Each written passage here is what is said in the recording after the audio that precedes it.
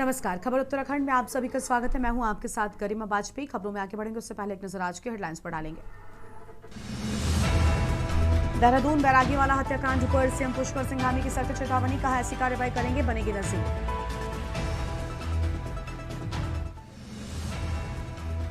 हल्द्वानी में कैची धाम स्थापना दिवस पर उमड़ा आस्था का सैलाब, हजारों श्रद्धालु पहुंचे बाबा के दरबार।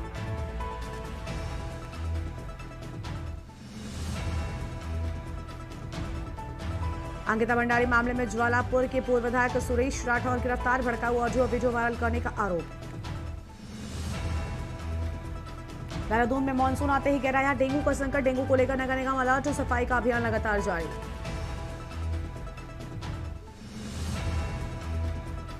लक्सर में केंद्र सरकार की 12 साल पूरी होने पर जन कल्याण शिविर का आयोजन, अधिकारियों ने दी योजनाओं की जानकारी।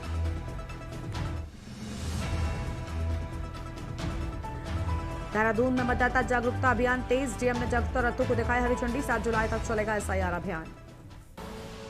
आप देख रहे हैं के न्यूज, खबरों का सारथी।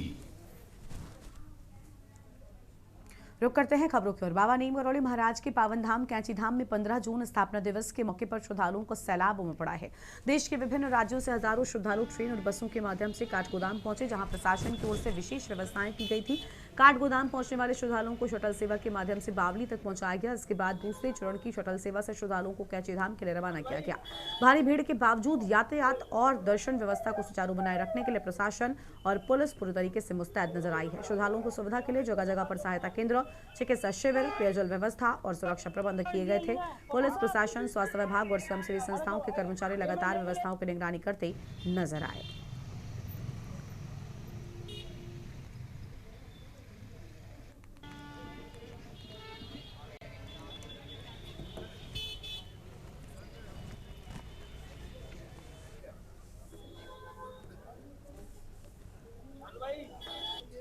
मैं लखनऊ डिस्ट्रिक्ट से आ रहा हूं और कैची धाम में लगभग 6 वर्षों से आ रहा हूं। हाँ, 15 जून को मैं जरूर आता हूं।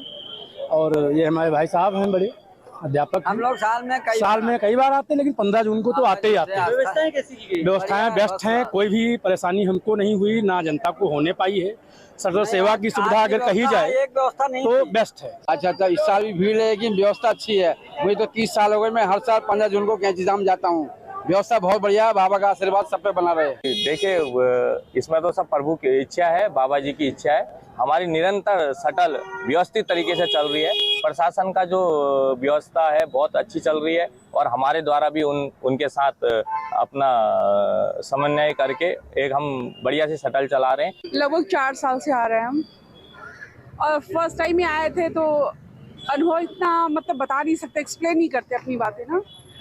इतना विश्वास है, तब से कंटिन्यू आ रहे हैं। देखिए, हल्द्वानी से शटल सेवा यहाँ पर प्रारंभ की गई है और खासकर हमारा जो केमो स्टेशन हल्द्वानी है, रोडवेज स्टेशन और रेलवे स्टेशन काठगोदाम, यहाँ से तीनों स्थानों से बसों की शटल चला रहे हैं हम लोग। और लगभग अभी तक 150 बसें यहाँ से रवाना हो चुकी हैं। 2027 के विधानसभा चुनाव की तैयारियों में जुटे उत्तराखंड क्रांति दल ने जनता से संवाद बढ़ाने पर जोर देना अब शुरू कर दिया है। उत्तराखंड क्रांति दल के अनुशासन समिति के केंद्रीय अध्यक्ष महेंद्र सिंह रावत ने कोटद्वार में मीडिया से बात करते हुए कहा, वो जनता को समझाने का प्रयास कर रहे हैं कि विगत इन 26 सालों में इन राज्यों ने क्या पाया और क्या खोया। महेंद्र सिंह रावत ने कहा कि इस राज्य को बनाने के लिए जिन आंदोलनकारियों ने अपनी शहादत दी, उनके सपनों का उत्तराखंड आज तक नहीं बन पाया है।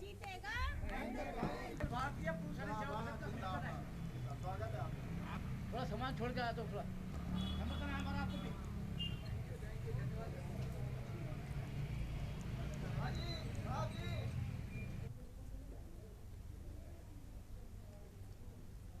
जनता से भी लगातार संवाद बना रहे हैं और जनता को जो हमारे यहाँ पे मूलभूत समस्या हैं, जो हमारे जिस 26 सालों में जो भी इस राज्य के लिए जो शहीदों ने बलिदान दिया था, जिन आंदोलनकारियों ने लड़ाई लड़ी थी, वो सपने जो अधूरी करने के लिए वो जनता को समझा रहे कि हमारा कैसा राज्य हमने मांगा था और कैसा हमें राज्य मिला। खटीमा उधम सिंह नगर। प्रधानमंत्री श्री नरेंद्र मोदी के नेतृत्व में केंद्र सरकार के सफल 12 वर्ष पूर्ण होने के उपलक्ष्य में खटीमा स्थित पूर्णागिरी मंदिर परिसर में मुख्यमंत्री पुष्कर सिंह धामी ने स्वच्छता अभियान चलाकर साफ सफाई की व्यवस्था की। एक पेड़ मां के नाम अंतर्गत अभियान के अंतर्गत पौधारोपण भी किया है मुख्यमंत्री ने। और साथ ही आपको बता दें कि इस दौरान मुख्यमंत्री ने मंदिर परिसर में स्वच्छता कार्यों में सहभागिता करते हुए आमजन को स्वच्छ और पर्यावरण संरक्षण का संदेश भी दिया है।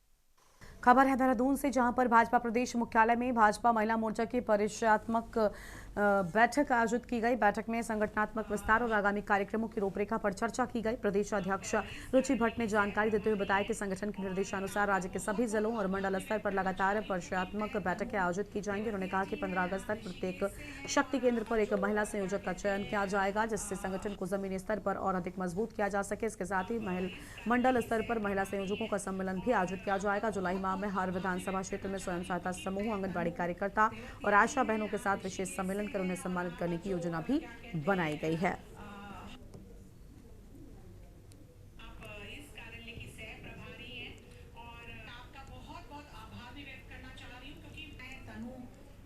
आज क्योंकि ये परिचयात्मक बैठक थी प्रदेश की, तो संगठन से हमें निर्देश मिले हैं कि आगे के कैसे कार्यक्रम करने हैं। हमें ऐसी ही बैठक हर जिले में करनी है और फिर हर जिले से ऐसी ही बैठक मंडल स्तर पे करनी है, क्योंकि हमें शक्ति केंद्र तक एक एक महिला संयोजक को चुनना है और फिर उन महिला संयोजकों का हमने एक सम्मेलन मंडल स्तर पे हर जगह करना है। खबर देहरादून से है, जहां पर सहकारिता क्षेत्र को मजबूत करने की दिशा में उत्तराखंड ने एक बड़ी उपलब्धि हासिल की है। राज्य सहकारिता विभाग और त्रिभुवन सहकारी विश्वविद्यालय के बीच एमओयू पर हस्ताक्षर किए गए हैं, जिसके तहत प्रदेश में विश्वविद्यालय की प्रोजेक्ट मैनेजमेंट यूनिट स्थापित की जाएगी। इस पहल के साथ उत्तराखंड देश का पहला राज्य बन गया है जहां इस तरह की पीएमयू स्थापित होगी। सहकारिता मंत्री डॉक्टर धन सिंह रावत ने बताया कि ये पीएमयू सहकारिता क्षेत्र में नवाचार, अनुसंधान, प्रशिक्षण और संस्थागत सुदृढ़ीकरण का प्रमुख केंद्र बनेगी।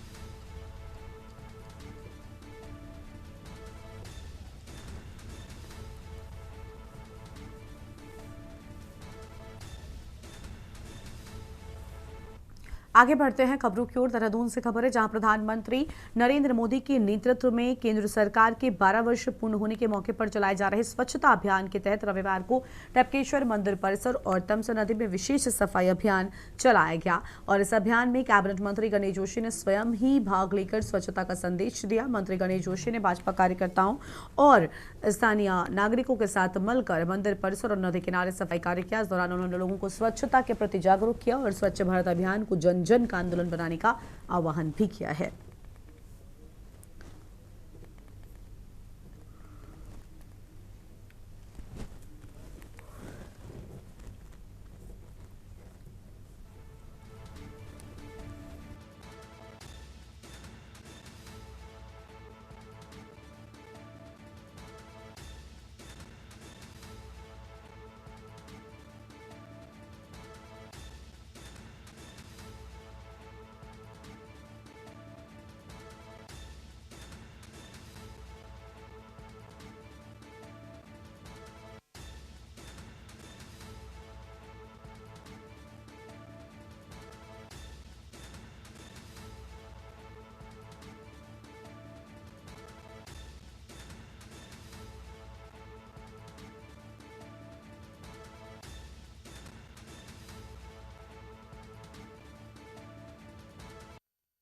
देहरादून में गर्मी और वीकेंड की छुट्टियों के चलते गढ़ी कैंट स्थित प्रसिद्ध पर्यटक स्थल गुचुपानी में इन दिनों भारी संख्या में पर्यटकों की भीड़ उमड़ रही है। प्राकृतिक गुफाओं और ठंडे पानी के आकर्षण के कारण यह स्थल पर्यटकों की पहली पसंद बना हुआ है। सुबह से ही पर्यटकों की आवाजाही बढ़ जाती है और लोग परिवार व दोस्तों के साथ यहां पहुंचकर प्राकृतिक सौंदर्य का आनंद ले रहे हैं। गुफाओं के भीतर बहते ठंडे पानी में लोग गर्मी से राहत महसूस कर रहे हैं। पर्यटकों की बढ़ती संख्या से स्थानीय दुकानदारों और छोटे व्यापारियों के चेहरे पर भी रौनक नजर आ रही है। कई पर्यटक ड्रोन कैमरे के माध्यम से गुचुपानी की खूबसूरती को कैद कर रहे हैं और फोटो वीडियोग्राफी के जरिए यादगार पल संजो रहे हैं।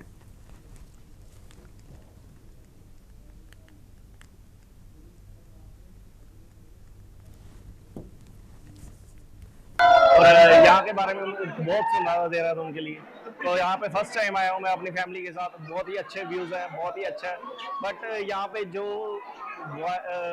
पब्लिक है जो बहुत गंद, स्वच्छता का ध्यान रखें प्लीज़। यहाँ पे इंजॉय करें, आगे जो भी है अपना इंजॉय है फैमिली के साथ, मस्ती करें। मैं यहाँ सेकंड टाइम विजिट कर रहा हूँ।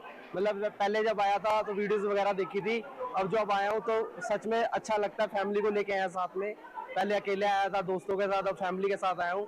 मतलब ये एक्सपीरियंस ऐसा है, अभी नेचर अच्छा है, बहुत ही अच्छा, मतलब नेचर वाइब्स है, देखने के लिए बहुत कुछ है देहरादून में। रोबर्ट्स केव भी काफ़ी अच्छी है, सारों को विजिट करना चाहिए। सीएम धामी के प्रधानमंत्री मोदी की नेहरू से तुलना करने पर कांग्रेस ने पलटवार किया है। प्रदेश प्रवक्ता शीशपाल सिंह बिष्ट ने कहा, नेहरू का व्यक्तित्व विराट था, उन्होंने बिना भेदभाव शासन किया और आजादी के लिए 11 साल जेल काटी।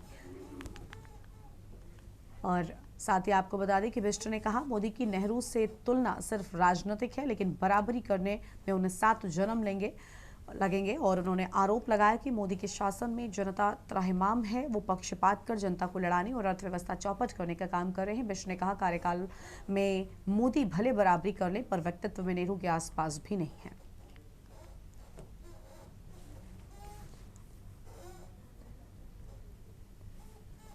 देखिए, नेहरू जी का व्यक्तित्व जितना बड़ा था, उनकी पूरी दुनिया में प्रशंसा होती है। उन्होंने जिस तरीके से सामाजिक एकता के लिए बिना भेदभाव के शासन किया और इस देश की आजादी में भी नेहरू जी का अतुलनीय योगदान रहा है, वो पूरा देश जानता है, दुनिया जानती है। देश की आजादी के लिए लगभग 11 साल उन्होंने देश के कारागारों में काटे हैं। पौड़ी में आयोजित पौड़ी आइडल डांस कंपटीशन युवा प्रतिभाओं के लिए यादगार मंच साबित हुआ। धन्ना भाई फाउंडेशन के तत्वाधान में आयोजित इस प्रतियोगिता में जिले भर के प्रतिभागियों ने अपनी शानदार प्रस्तुतियों से दर्शकों का दिल जीत लिया। स्वर्गीय धन्ना भाई की स्मृति में आयोजित इस कार्यक्रम का उद्देश्य युवाओं को अपनी कला और प्रतिभा दिखाने का अवसर प्रदान करना था। प्रतियोगिता में कुल 25 बच्चों ने हिस्सा लिया। कड़ी प्रतिस्पर्धा के बीच रविशा कंडारी ने प्रथम, प्राची बिष्ट ने द्वितीय और गढ़मादन ग्रुप ने तृतीय स्थान प्राप्त किया। कार्यक्रम के दौरान कला और संस्कृति के क्षेत्र में उल्लेखनीय योगदान के लिए वरिष्ठ कलाकार गौरीशंकर थपलियाल और जगमोहन नेगी को कन्नाभाई सम्मान से सम्मानित किया गया।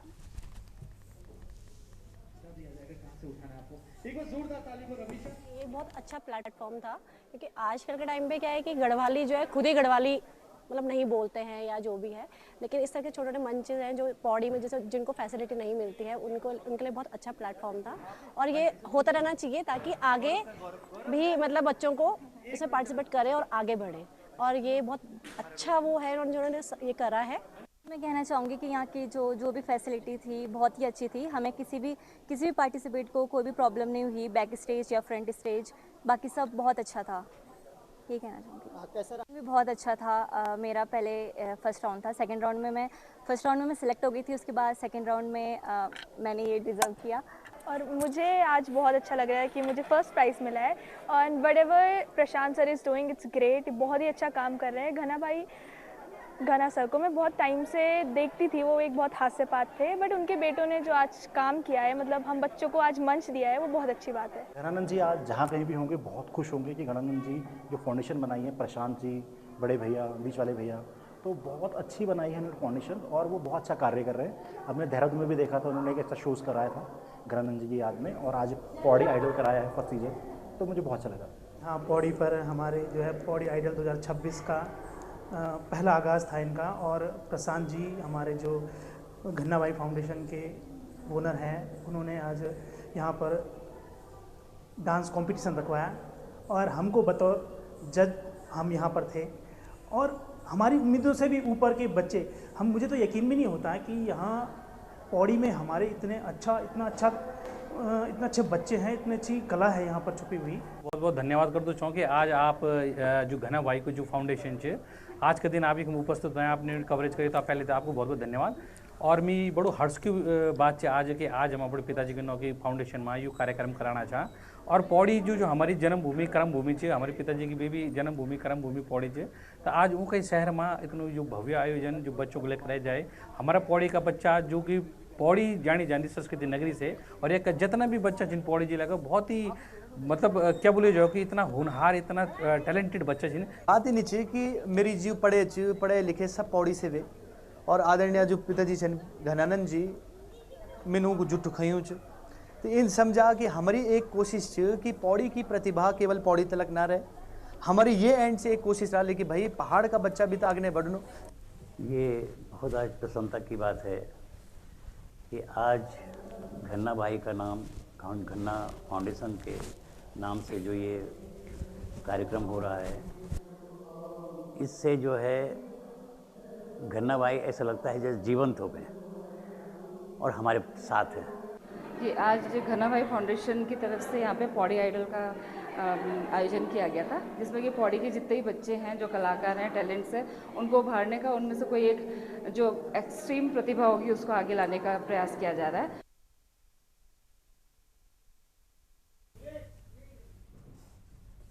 और यहाँ पर रुकेंगे एक छोटे से ब्रेक के लिए। आप देख रहे हैं के न्यूज़, खबरों का सारथी।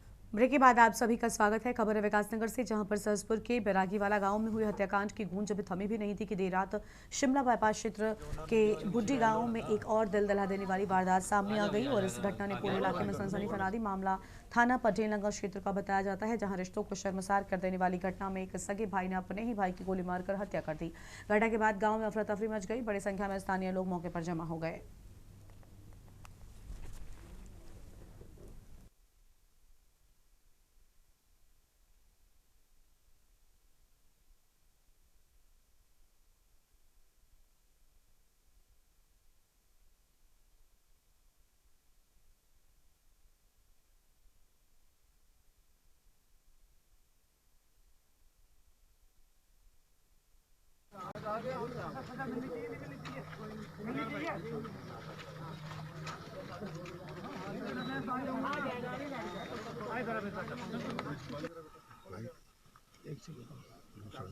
यार एक मिनट रुक जाओ ना, मीडिया वाले पीछे रह लो। आजा भाई आजा, आ गया ना।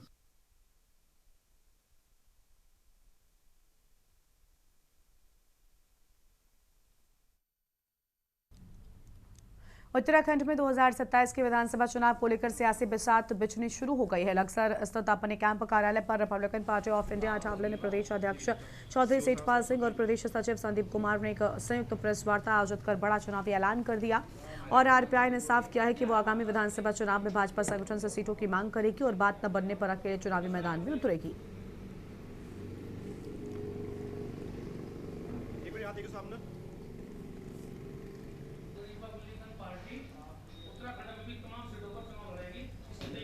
पार्टी 2027 में जैसे चुनाव आ रही है, तो हमारे मंत्री जी आए थे, उन्होंने भी ये कहा कि हम बीजेपी से भी 2-4 सीट मांगेंगे, अगर नहीं मिलती तो हम 13 या 14 सीटों पर पूरी ताकत के साथ लड़ेंगे।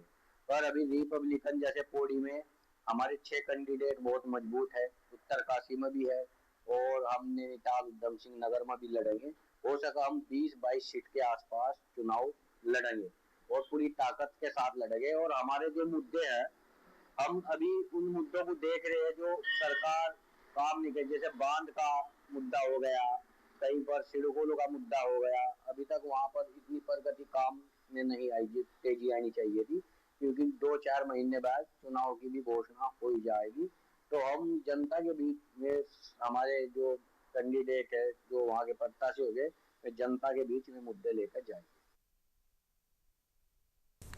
खबर है देहरादून से, जहां पर उत्तराखंड में मतदाता सूची के SIR अभियान के तहत काम तेजी से जारी है। ये प्रक्रिया 29 मई से शुरू हुई थी और अब 7 जुलाई तक इसे 100% पूरा करने का लक्ष्य रखा गया है। और साथ ही आपको बता दें कि अपर मुख्य निर्वाचन अधिकारी विजय कुमार जोगदंडे ने जानकारी दी कि अभियान को 3 चरणों में बांटकर BLO की ट्रेनिंग पूरी कराई गई है, जिसके बाद 8 जून से घर घर जाकर गणना फॉर्म वितरित और एकत्र किए जा रहे हैं। अब तक राज्य में लगभग 30% कार्य पूरा हो चुका है, जिसमें करीब 23 लाख मतदाताओं के फॉर्म संकलित किए गए हैं। अधिकारियों का कहना है कि आने वाले 6 से 7 दिनों में पूरे राज्य में 100% गणना कार्य पूरा कर लिया जाएगा। सभी प्राप्त फॉर्म 7 जुलाई तक BAO ऐप के माध्यम से डिजिटाइज कर अपलोड भी किए जाएंगे। देखिए, हमारे राज्यों में SIR प्रारंभ हो गया है 8 जून से, और 8 जून के पश्चात लगातार BLOs के द्वारा घर घर जाकर मतदाताओं को एनुमरेशन फॉर्म डिस्ट्रीब्यूट किया जा रहा है। आज तक का जो रिपोर्ट हमको प्राप्त है उसके अनुसार अभी 30% मतदाताओं को, लगभग 23 लाख मतदाताओं को जो है उत्तराखंड राज्य में एनुमरेशन फॉर्म डिस्ट्रीब्यूशन की कार्रवाई संपन्न किया जा चुका है। चारधाम यात्रा चरम पर है। धामों में भीड़ लगातार बढ़ रही है, जिससे कई समस्याएं सामने आ रही हैं और इसको लेकर विपक्ष सरकार से व्यवस्थाएं सुचारू करने और भीड़ नियंत्रण पर सवाल उठा रहा है। तो वहीं भाजपा प्रदेश प्रवक्ता कुंवर जपेंद्र सिंह का कहना है कि CM धामी समय समय पर बैठक कर यात्रा की मॉनिटरिंग कर रहे हैं। अधिकारियों को निर्देश है कि बढ़ती यात्री संख्या के मद्देनजर सुविधाएं सुचारू रखी जाएं। बरसात शुरू होने से पहले NDRF और आपदा प्रबंधन विभाग भी पूरी तरीके से सक्रिय नजर आ रहा है।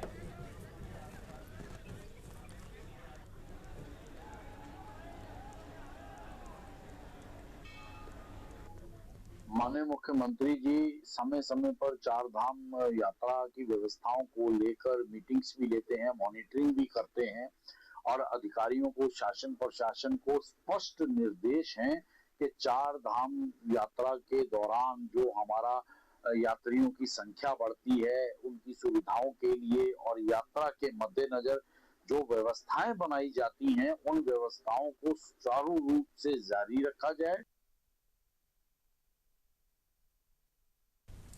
इस बुलेटिन में इतना ही। तमाम बड़ी खबरों के लिए आप देखते रहिए के न्यूज़ इंडिया। नमस्कार। आप देख रहे हैं के न्यूज़, खबरों का